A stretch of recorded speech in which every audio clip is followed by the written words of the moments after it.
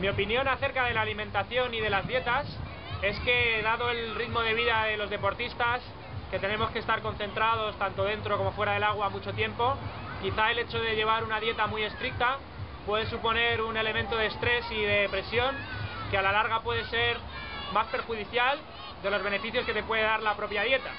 Por lo tanto, yo soy partidario de conocer los alimentos que son buenos, que son saludables para el cuerpo humano, y combinarlos de la manera que nos parezca más oportuno. Si hay algunos alimentos muy saludables pero que no nos gustan, simplemente pues no los tomamos. Y si hay algún capricho que te quieres pegar de vez en cuando, pues también lo tienes que hacer. Entonces pues mi alimentación está basada en por la mañana tomo un batido de frutas con 3 o 4 piezas de frutas, diferentes frutas, más nueces y almendras, y luego con leche de soja y un poco de gofio, que aquí en Canarias hay un cereal molido que se llama gofio. Todo junto lo bato y me salen pues 3 o 4 vasos de ese batido, aparte un zumo de naranja. Luego ya no como nada hasta la hora de comer, que suelo comer pasta, hidratos de carbono y pues siempre proteínas después, o un filete de carne o de pescado. Luego meriendo o fruta o un sándwich de atún o de pavo, y por la noche suelo tomar un puré de verduras o ensalada, y también pues otro filete de carne o de pescado con un yogur o algo así. Luego antes de dormir pues me tomo algo si tengo hambre, y si no pues ya me duermo. Esa básicamente es mi dieta. Hay días que también como el menú del día en algún restaurante. Y de todas maneras os quiero dejar un trozo de un vídeo para que veáis la influencia que pueden tener otro tipo de cosas con las que no contamos para la dieta y la manera en que la célula absorbe las vitaminas y demás. Os lo voy a dejar, que es muy interesante, y ya sacáis vosotros vuestras propias conclusiones. Venga, gracias.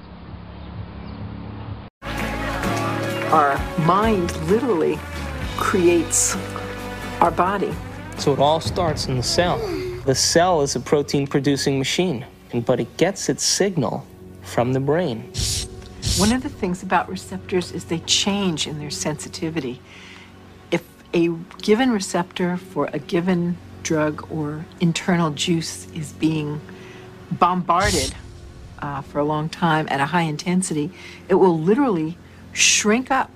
There will be less of them, or it will be hooked up in such a way that it is desensitized or downregulated. So the same amount of drug or internal juice will elicit a much smaller response.